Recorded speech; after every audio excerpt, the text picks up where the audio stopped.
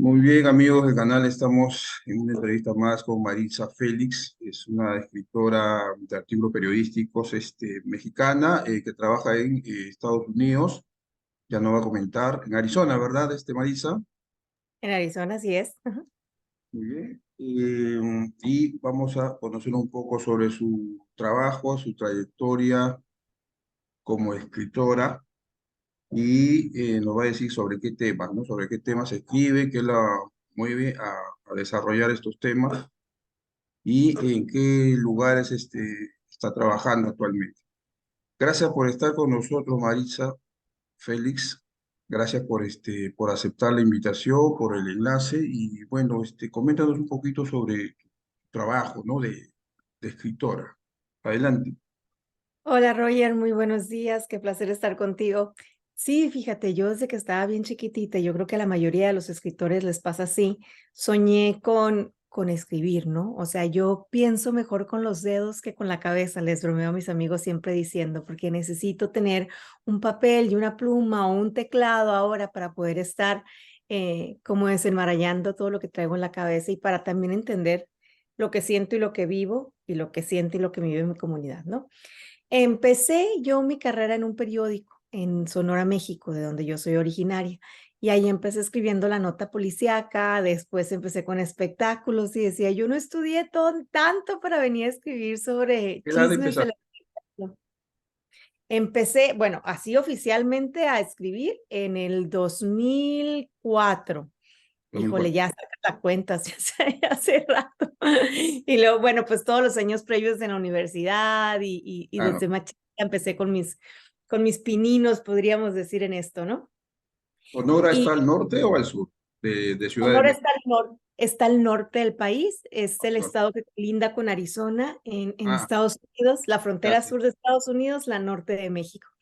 O sea que no Ya. vivo tan lejos de casa, yo vivo en Phoenix, Arizona, que está como a unas 4 horas manejando de mi pueblo, muy cerquita de la frontera, ¿no? Yo crecí muy, muy cerquita de la frontera entre los dos idiomas, las dos gastronomías, las dos culturas, un poquito de todo. ¿Cómo se llamaba ese medio para donde trabajabas? Trabajé para Periódicos Gili, que es como una familia de publicaciones en periódicos principalmente, que tenían La I, tenían El Imparcial, La Crónica, un montón de publicaciones en todo el estado. Después, cuando me caso, me vengo a vivir a los Estados Unidos y trabajé para el periódico más importante en español de la región, que se llamaba en ese entonces Prensa Hispana, hoy es Prensa Arizona.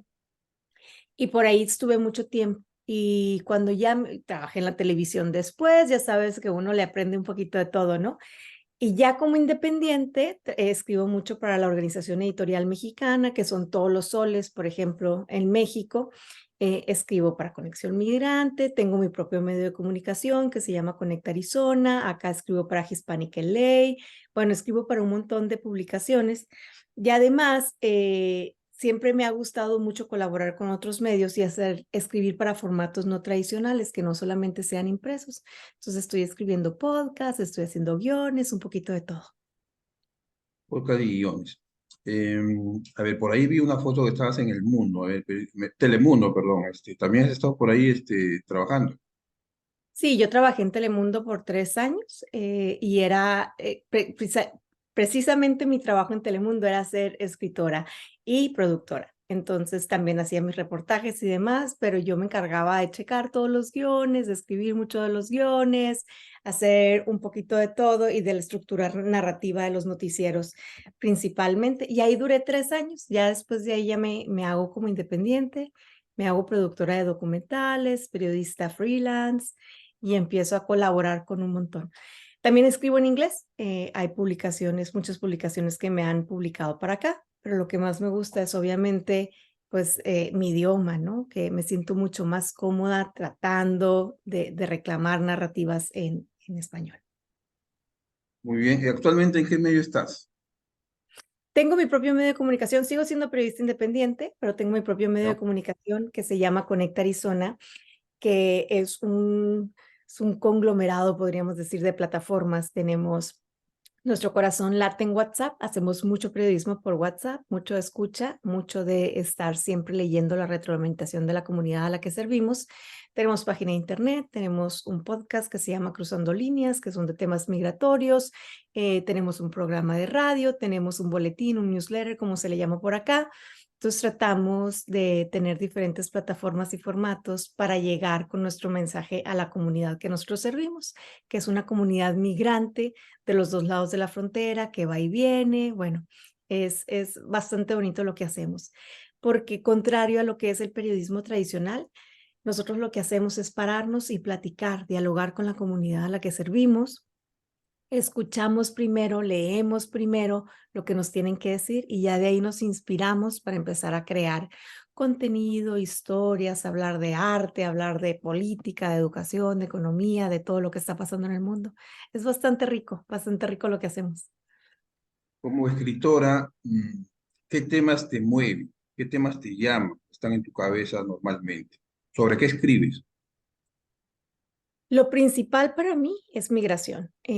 Para mí ha sido muy complicado este proceso migratorio porque yo también soy mexicana, latina, inmigrante, viviendo en un país que me ha adoptado como suyo después de muchas batallas, pero que tampoco me regaló el camino donde yo estoy.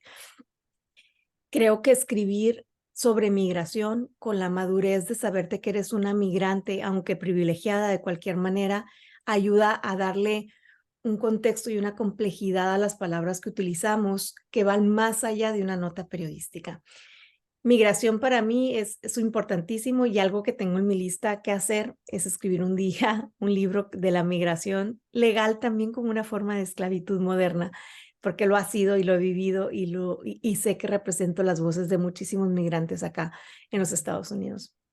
Después de la pandemia, mis letras tuvieron como que un toque mucho más personal. Escribo también mucho sobre salud mental, escribo sobre cuando no sabemos qué sentir respecto a la política, escribo sobre salud, escribo sobre el periodismo, la falta de transparencia que tenemos muchos medios de comunicación, la falta de responsabilidad y de rendición de cuentas que debería de tener la industria del periodismo, de que se muere y que revive.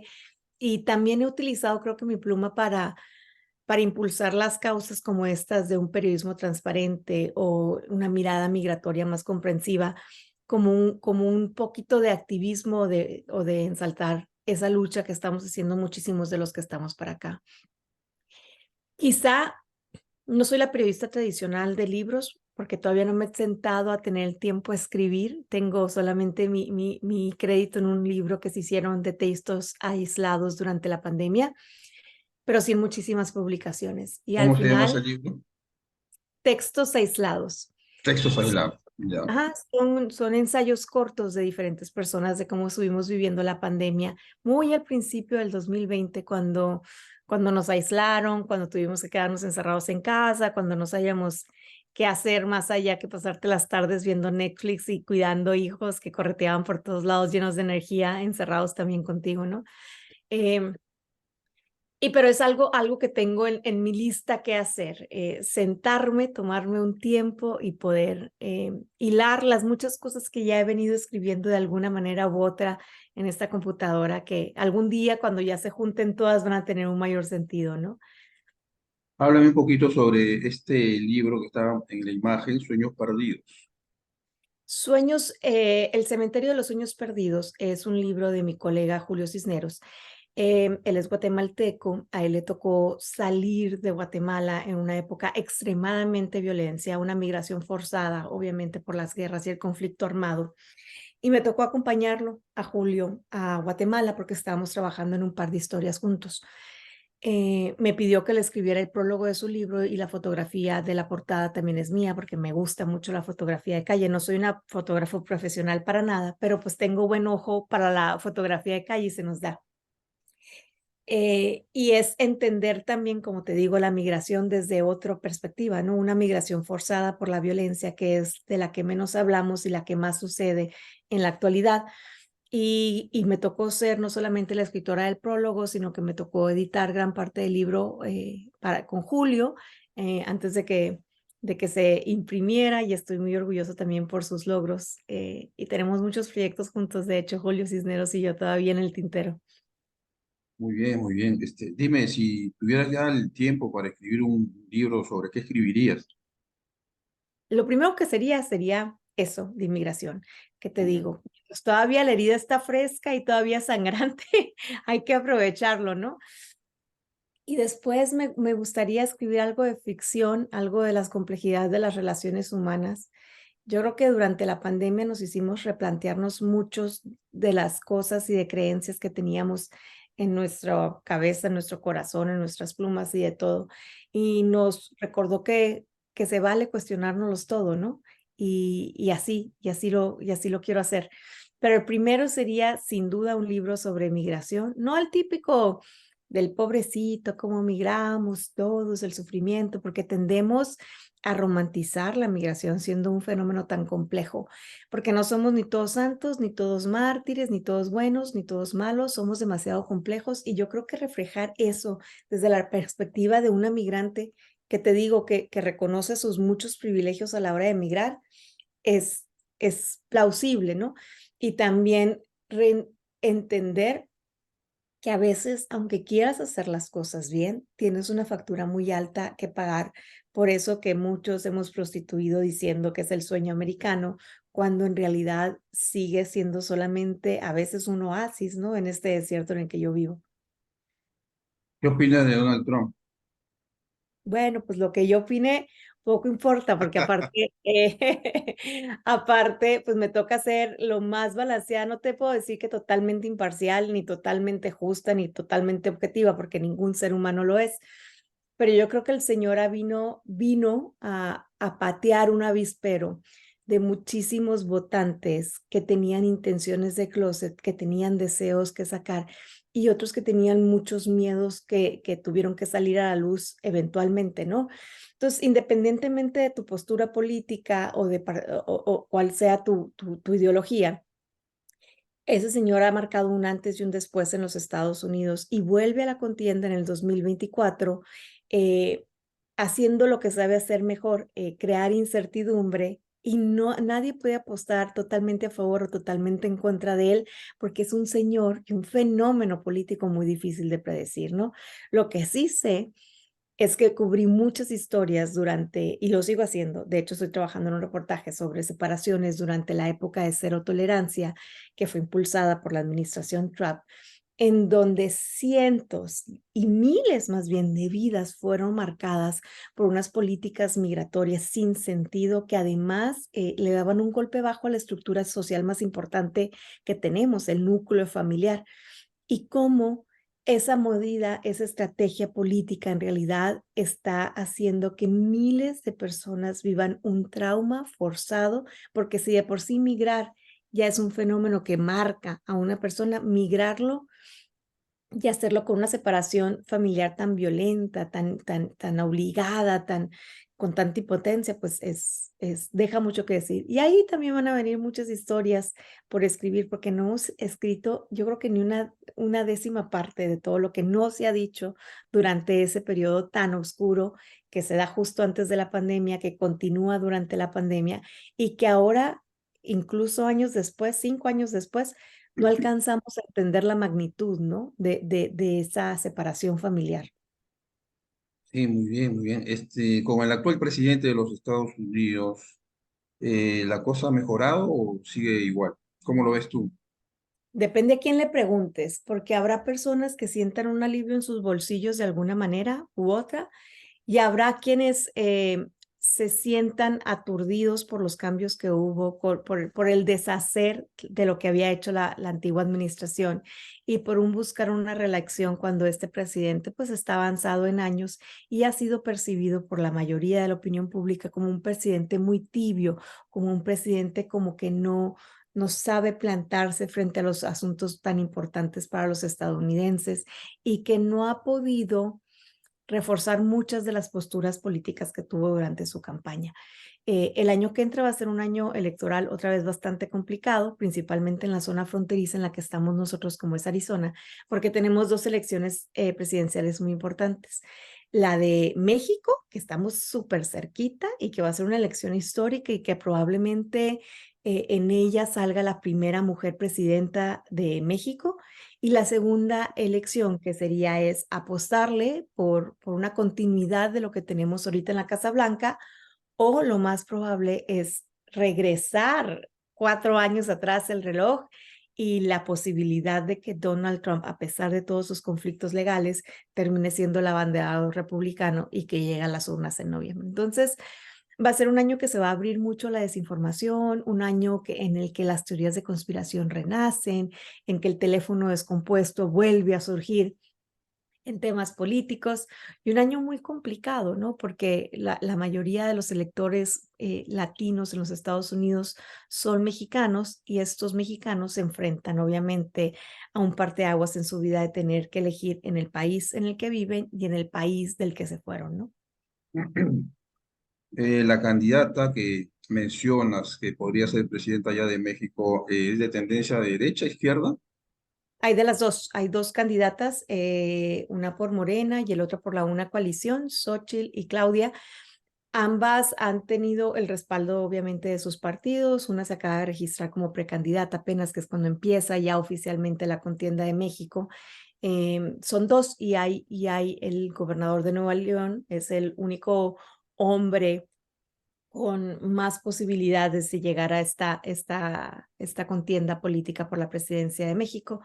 Están los dos puntos con las mujeres. Entonces, depende de qué lado del espectro político te muevas, tienes una opción para poder votar principalmente por una mujer. ¿Y qué dicen las encuestas, ¿no? Los informes allá en México? ¿Quién está favorito? Las mujeres lideran o sea, independientemente de a dónde punte la flecha, si a Morena o a la coalición de los otros partidos políticos, siguen siendo las mujeres las que siguen liderando la campaña. Hay una preferencia hasta el momento, según las encuestas, a continuar lo que Andrés Manuel López Obrador ha estado haciendo durante este sexenio, pero ya veremos, todavía falta mucho para julio del próximo año y estas tendencias pueden cambiar, aunque no vemos. Y recordemos que los sondeos y las encuestas públicas de opinión, pues siempre hay una para cada partido, ¿no? Y siempre hay una para cada opinión, no se pueden confiar tanto. Y lo acabamos de ver justo con los resultados electorales de Argentina, ¿no? Donde vimos que los resultados no le favorecían al virtual presidente electo de Argentina, que pues, triunfó ayer a pesar de que no había ganado en los previos comicios, ¿no? Sí, Milei, justo te iba a preguntar si en México hay algún candidato que se parezca ideológicamente en cuanto a pensamiento a Milei, a Javier Milei, el presidente No, que ha ganado. no hay ninguno que haya sido con una postura tan radical, podríamos decir, frente a la política. No, acá en Estados Unidos podríamos decir que es equivalente, podría ser alguno de los abanderados del Partido Republicano, en especial, pues obviamente Donald Trump, que ha sido también, que a lo mejor si no coinciden en todos los puntos ideológicos, en la manera de entregar su mensaje a la audiencia, al pueblo, a los votantes, han sido muy, muy marcadas sus similitudes, ¿no? Sí, mira, justamente, ¿no? Donald Trump, ¿no? Que es un presidente o un expresidente, ¿no? De ideología de derecha, extrema derecha. Algunos periodistas lo han llamado a Milei también de extrema derecha. ¿Tú crees que eso sea cierto o se están equivocando ahí? Y sabes Porque que ahí Milei, faltaría estudiar un poquito más el fenómeno, y haber estado ahí para entender al electorado argentino, ¿no? Lo sí, que yo veo es que su personalidad es muy avasalladora, es una personalidad que no se doblega, tiene un carácter muy fuerte y una ideología pues muy, muy, muy, muy centrada en sus creencias, ¿no? Una ideología libertarios. eh, de blanco y negro, de pocos puntos medios grises. Y desafortunadamente para todos los políticos, no solamente para él, la mayoría del electorado, la mayoría de los votantes vivimos en esa escala de grises que están entre las dos tendencias políticas. Es por eso que, por ejemplo, aquí, Roger, la mayoría, cuando menos en el condado Maricopa, que es parte del estado de Arizona donde yo vivo, se están enlistando como votantes independientes, porque ya no están votando tanto por el partido, sino por él o la candidata que se está lanzando, porque ya No existe esta fe ciega en las instituciones, sino que se está depositando el voto de confianza en los humanos, ¿no? En Estados Unidos, especialmente en Arizona, donde estás tú, el electorado está a favor de qué tendencia ideológica, derecha, izquierda, Donald Trump. Pues en las elecciones presidenciales pasadas ganó Biden acá, pero que fue la elección presidencial. Recordemos que en Estados Unidos el sistema electoral, por ejemplo, las presidenciales, no vota él o la candidata que tenga mayor número de votos populares, sino la que tenga mayor votos electorales. Cada estado, dependiendo de su composición, tiene un número de votos electorales. Arizona tiene 11, por ejemplo. Y el que gana la mayoría se lleva los 11 votos, por ejemplo. No se dividen así como que 3 para ti, 4 para acá, no. Acá ganó Biden por muy poquito eh, la elección presidencial, pero muchas de las contiendas locales fueron ganadas aún por republicanos. Entonces, Arizona no se puede llamar un estado plenamente republicano o demócrata, sino que estamos en esta mezcla, yéndonos a ese moradito, a veces con tintes azules, a veces con tintes rojos, pero por muchos años Arizona fue un estado conservador. Por muchos años Arizona fue un estado de derecha. Por muchos años, cuando estaba en John Brewer, el temido alguacil Joe Arpaio, los legisladores de la SB 1070, fue un estado muy conservador y con un tinte muy antimigrante a pesar de la cercanía con México y a pesar de la gran comunidad migrante que reside en nuestro estado en situación irregular migratoria o con todos los papeles que la ley te puede dar, ¿no?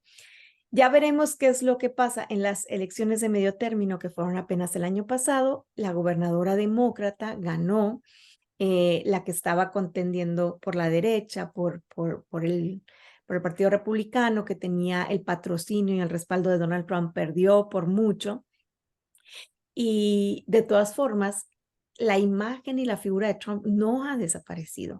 Hay muchísimos seguidores y simpatizantes de él que vuelven a la carga pensando que todo lo que le ha pasado durante los últimos 4 años ha sido una cacería política y que al contrario de quitarle los puntos y el cartucho político que necesitarían las primarias republicanas, pues siguen encendiendo esa llama de la esperanza de que él vuelva tarde o temprano a la oficina oval de la Casa Blanca. Ya veremos qué es lo que pasa, no se puede dar nada por sentado.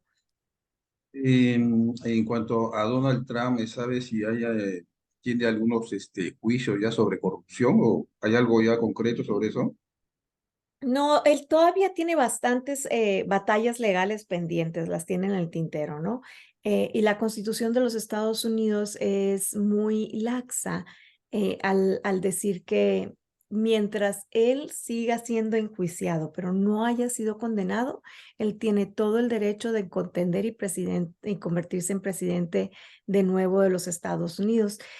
Sin duda, eso es una situación bastante particular, no la habíamos visto antes en los Estados Unidos. Ya veremos, como siempre, qué precedente se va a sentar para las futuras generaciones de políticos, que a lo mejor no son tan incendiarios como Donald Trump, pero pues sí son más audaces a la hora de llevar una contienda. Como escritora también de temas políticos, ¿cuál es el artículo que tú recuerdas más, el que ha sido más, el que ha llamado más la atención? ¿Sobre qué fue? Yo creo que uno de los más eh, leídos que he tenido, además de lo de los niños migrantes, hice una serie de niños migrantes y de mamás separadas, las mamás estas que tenían los pechos fríos en los centros de detención, los brazos vacíos, los niños separados, los traumas, el color de la soledad. Hice uno yo soy de un pueblo muy pequeño en México, que está como a 1 hora de la frontera de México y Estados Unidos. Mi pueblo siempre ha sido un pueblo muy tranquilo.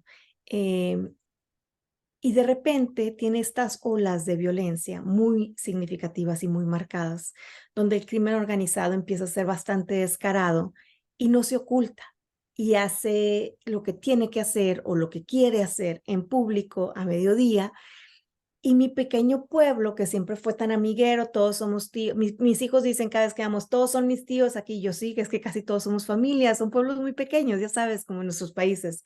Vas a la tiendita de la esquina, vas a la plaza a comerte una nieve, los domingos la gente que va a misa, bueno, es así. Así era la dinámica.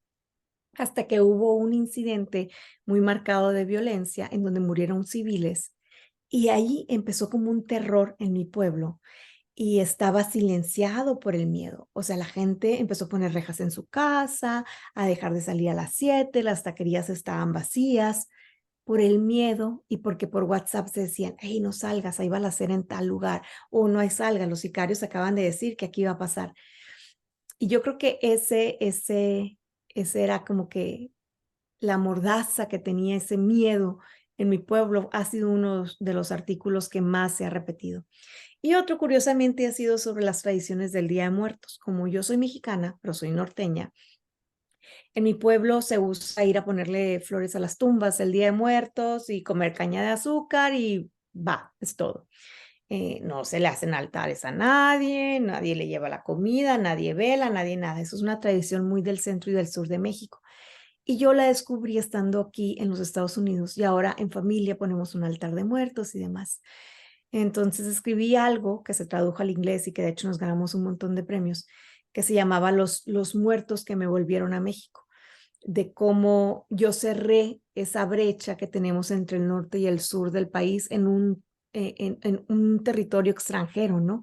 Como yo aprendí de una cultura que yo debería de traer en la sangre, en las raíces y en la cultura, bien lejos de mi casa, ¿no? Entonces, y cómo estoy fomentando también el cerrar esa brecha con las nuevas generaciones que son mis hijos, que nacieron en los Estados Unidos, que son pochos, que son chicanos y que ahora aprenden de las tradiciones de casa desde ahí, ¿no? Sí, a ver, en el tema de la inmigración que nos estabas comentando hace un momento, ¿qué te parece a ti el caso de los venezolanos? ¿Han llegado por Arizona? ¿Hay temas de ese tipo? Muchísimos. De hecho, los venezolanos son, según las cifras oficiales de la patrulla fronteriza, el grupo poblacional más detenido en los puertos fronterizos o en la línea de la frontera con México y Estados Unidos. La comunidad venezolana ha crecido muchísimo y obviamente como no tienen un apoyo consular, como no tienen una embajada en los Estados Unidos, esos trámites se complican. Después, hay que ser muy conscientes que los venezolanos tuvieron por muchos años una migración mucho más privilegiada que los guatemaltecos y los centroamericanos, digámoslo así. Por ejemplo, el índice, y tendría que actualizar estos números, pero de que se le negara un caso de asilo a un guatemalteco era arriba del 70-80%, a un venezolano era veintitantos por ciento, o sea, la disparidad era abismal. Luego llega este programa de patrocinio para migrantes, para que puedan venir a los Estados Unidos con un patrocinador, un sponsor, como se le llama acá. Empiezan a venir y está el caso de que los sponsors los abandonan ya llegando acá. Y hay familias que no tienen en dónde dormir siquiera cuando cruzan la frontera, a pesar de que ya tuvieron un patrocinador migratorio que les concedió, podríamos decir, esta entrada legal a los Estados Unidos. Es un efecto muy, muy complicado. En Arizona tenemos una comunidad venezolana que sigue creciendo, pero no es tan grande, por ejemplo, como la venezolana en Washington, como la venezolana en Nueva York, que son miles los que siguen esperando en algún sistema, en algún albergue, por tener una resolución a sus casos de petición de asilo, ¿no? O de protección temporal. Y lo mismo ha pasado mucho con los peruanos, fíjate. Eh, una migración de peruanos muy complicada podríamos tener aquí en la frontera de México con los Estados Unidos y en Arizona han llegado muchísimos. Aquí no tenemos un consulado todavía peruano en Arizona. Y comunicarse con los peruanos en Los Ángeles, que es el siguiente consulado que tenemos, es toda una travesía. Si no nos contestan a nosotros que somos medios de comunicación, ¿tú crees que le van a contestar a un migrante que ha sido detenido o que está en custodia de las autoridades, no? Eso lo hemos dicho muchas veces. Lo que sí tenemos en Arizona es una organización de peruanos muy movidos, que son poquitos, pero son como un ejército, ¿no?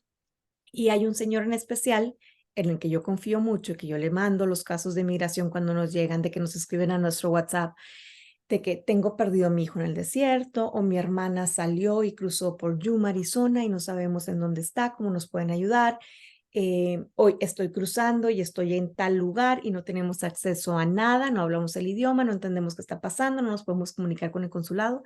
¿Qué hacemos? Al parecer, por toda esta reportería que hemos estado haciendo sobre, obviamente, las carencias y deficiencias en el servicio de protección consular a los peruanos, Creo que ya se aprobó un consulado general en Arizona, que lo logramos juntos como medios de comunicación y como sociedad civil para que empiecen a tener la representación que merecen, ¿no? Y recordemos que es un fenómeno migratorio que cambia y evoluciona, pero los connacionales que ya se quedan asentados en territorios como Arizona fronterizos son los que al final siguen teniendo el derecho de participación en los procesos civiles y cívicos de su país y que siguen teniendo derecho a una protección consular, que hasta el momento pues ha sido en base a, a jornadas sabatinas y consulados móviles que no son suficientes ya en una región fronteriza como esta. Como escritora, eh, básicamente temas de migración, ¿qué es lo que cuál es el proyecto que te llama o que te interesa de aquí en adelante? ¿Qué es lo que quisieras hacer o lograr? Yo creo que Aparte un de escribir un libro, creo, ¿no? sí, no, yo creo que cambiar la narrativa y recuperar la narrativa de la migración. Yo soy periodista, pero yo entiendo que migrar es un derecho. Soy parte de un grupo de periodistas internacionales y escritores y productores internacionales que juntos nos reunimos una vez al año en Mérida, España, en un congreso que se llama Congreso de Migraciones, que no es ni de periodismo ni de migración, es de periodistas y escritores y productores que cubrimos migración. Y ahí hablamos sobre la importancia de las palabras. Por ejemplo, los titulares que vemos en los medios de comunicación o en las portadas de los libros, la ola de migrante, la invasión de indocumentados. ¿Qué representan 3.000 migrantes frente a un país de 52 millones? No es una ola ni es una invasión de migrantes llegando a la frontera. ¿Cómo retratamos el verdadero fenómeno migratorio? Las palabras que utilizamos, cómo replicamos, cómo minimizamos a través de nuestros textos la polarización en temas tan difíciles de debatir como es la inmigración. Es importantísimo. Yo creo que eso es uno de mis mayores retos, es cómo no solamente ayudar a mis colegas a entender, porque muchos de mis colegas no se ven como yo, no son migrantes, son latinos a lo mejor que no hablan ni siquiera español, son blancos totalmente, son personas negras que nunca han vivido este fenómeno de la misma manera, que tienen sus propios problemas sociales y que les cuesta empatizar con los nuestros. Y no solamente es eso, es la misma comunidad. Porque hay una desinformación increíble en todos lados. En las redes sociales, abres tu WhatsApp, ves el TikTok, haces así tu teléfono en el Facebook y puedes ver una sarta de barbaridades que no te reflejan para nada la realidad.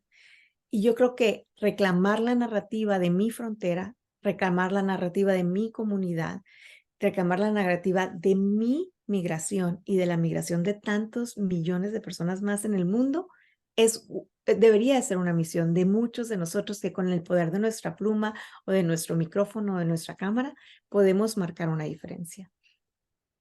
Sí, muy bien, muy bien. Ahora actualmente en Estados Unidos, tú dirías que este tema que tiene que ver con la migración de las personas que llevan, hay una especie de organizaciones, ¿no? Que llevan a los migrantes con falsas promesas para luego tenerlos en grandes problemas allí en Estados Unidos. Creo que le dicen, hay una palabra especial con lo que los reconocen a estas personas. ¿Ese problema ya se ha solucionado o todavía Los continúa? sectores o los coyotes, no, eso nunca va a pasar. La migración siempre va a ser es un negocio muy lucrativo y es un estandarte político muy poderoso. Por eso nunca va a dejar de existir. Y porque tenemos una doble moral. Y no solamente nos pasa en Estados Unidos, es Marruecos y España, es Perú, Venezuela, o sea, tenemos muchos países que están lidiando con el fenómeno migratorio de una manera muy diferente. Todos, es México con Guatemala, es mucho, pues es muy complicado. Y ese siempre va a ser un negocio muy lucrativo. A la hora de cruzar, a la hora de hablar al día siguiente, a los 3 meses, a los 6, porque la migración no se acaba el día que uno cruza la frontera, como lo haya hecho, sigue siguiendo. El negocio de la reunificación familiar, lo acabamos de platicar ahorita con nuestros amigos de Conexión Migrantes, que hicieron una investigación maravillosa de cuánto te cuesta que te reúnan con tu familia cuando estás en una situación migratoria irregular. Es un negocio muy grande y ¿Cuánto es cuesta? parte. Pues depende, o sea, que te cruce un coyote, depende de dónde eres, de tu capacidad, en qué parte estás, si te cruza por lo corto, si te cruza por lo largo. Todos esos factores cuentan, pero lo más poquito que te van a cobrar son 2,000, 3,000 dólares. Y lo más que te pueden cobrar es que si vienes de Asia y te cobras 60,000 dólares para llevarte a un lugar seguro en los Estados Unidos, sin ninguna garantía. Y eso sin contar que a lo mejor cuando llegas a los Estados Unidos y lo hiciste con un coyote sin escrúpulos, que ahora la mayoría de ellos lo son porque se ha convertido en un negocio también de los narcos, que te puedan mantener una casa de seguridad secuestrado para que tu familia pague un poquito más para que te puedan dejar salir. Entonces es como un negocio redondo muy, muy preocupante, ¿no? Que no ha cesado. La manera en la que ha cambiado es cómo operan, de que antes un coyote era un negocio familiar, ahora ya es parte de un sistema del crimen organizado en el que muchas veces te obligan a echarte algo al hombro para que cruces la frontera y no la cruces solo y de oquis, ¿no? Es complicadísimo, es complicadísimo. Y la migración legal sigue siendo lo mismo, porque las visas de trabajo siguen siendo un negocio así, porque los agentes de talento siguen siendo a veces parte de este negocio de padrotes, podríamos decir, del sueño americano. Como escritora, a ver, quisiera saber más o menos eh, para cuándo tendrías tú o tienes programado, pensado sacar un libro, un recopilatorio de tus artículos, algo así. Oye, eso sí lo debería hacer más pronto, ¿no? Yo creo que he trabajado muy duro en establecer este medio de comunicación que te digo que lancé durante la pandemia. Y creo que los próximos 3 años, el próximo año no, eso va a hacer crecer totalmente mi medio, pero después sí, pienso sentarme y espero yo tomarme, si no es un año sabático, he perdido un mes sabático para poderme sentar a escribir, recopilar y hacer, y a lo mejor sí lanzar un libro de los mejores escritos en lo que termino el de migración, que ya van muy adelantados, solamente es como que tener el tiempo para hilar. Y ya sabes que los escritores siempre cuando nos vemos con la hoja en blanco así, como que nos da más miedito, o como que a veces nos cuesta el saber que sí tenemos un común denominador, un hilo que va tejiendo todas nuestras historias y que no estamos dando por sentada nada, ¿no? Que nos pasa bastante seguros porque como tenemos la historia en la cabeza, a veces nos cuesta así como que evolucionar y que madure en la pluma también. Durante la pandemia no pudiste escribir, no tuviste oportunidad. Sí, mucho. En la pandemia yo creo que fue una de mis épocas más creativas. Escribí mucho y yo creo que sí escribí mucho de migración también porque me tocó los cierres fronterizos y las restricciones que mi familia se quedó en México, yo me quedé acá, estábamos separados no solamente por un muro, sino por una crisis de salud mundial. Escribí mucho, como te digo, personal, escribí mucho de los testimonios de salud mental, escribí sobre estos dilemas que sentimos personales, sobre qué sentir y qué no sentir en ciertos temas y cómo está bien no saber, no tomar una decisión. Y escribí mucho sobre el impacto de la pandemia en el núcleo familiar con mis hijos, cómo 2 años de su vida fueron básicamente ponerse en pausa el mundo exterior mientras ellos seguían creciendo, ¿no? Y qué importante es que no se nos olvide todo lo que vivimos y los desafíos y las cosas buenas también que salieron. ¿Me puedes hablar rápidamente sobre los premios que te han dado, que has recibido? Ya nos queda menos de un minuto. Ay, sí, es que hablo mucho. Mira, tengo un montón de Emmys en mi casa. Tengo un premio que se llama de Nuevas Plumas por la mejor crónica escrita sobre algo de inmigración que escribí sobre las muertes en centros de detención. Tengo como la innovadora del año. Tengo de mejores columnas y reportajes en Arizona. Está Tengo acabando, te agradezco por la oportunidad. Nos quedan segundos y acá nos vamos ya con la foto del libro. Citas del prólogo, ¿no? A tu amigo sí, sí, sí, de sí. Ajá. Guatemala. Sí. Cementerio de los Sueños Perdidos. Ya sacarás tu libro, ¿no? Para hacer otra entrevista para tu libro. Dale, con muchísimo gusto. Muchas gracias, Roger. Mucho gusto. Un saludo. Sí, ya. Vamos a ir viendo acá las fotos hasta que se corte. Acá tenemos otra foto, otra foto. Ah, esto está. En cualquier momento se va. Ah, acá estás en tu oficina.